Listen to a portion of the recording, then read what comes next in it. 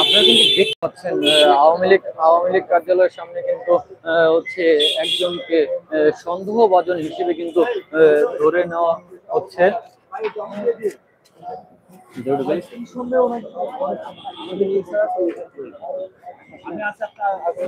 আপনাকে কেন ধরেছে?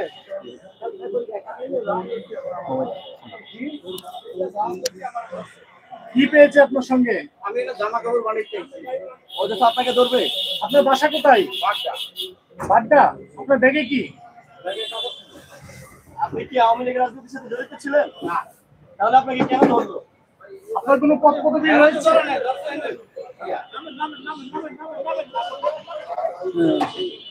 দর্শক, আপনারা কিন্তু দেখছিলেন এই মুহূর্ত কিন্তু এই আওয়ামী লীগের যে গুলিস্তান কার্যালয়টি রয়েছে সেই কার্যালয়ের সামনে থেকে কিন্তু একজন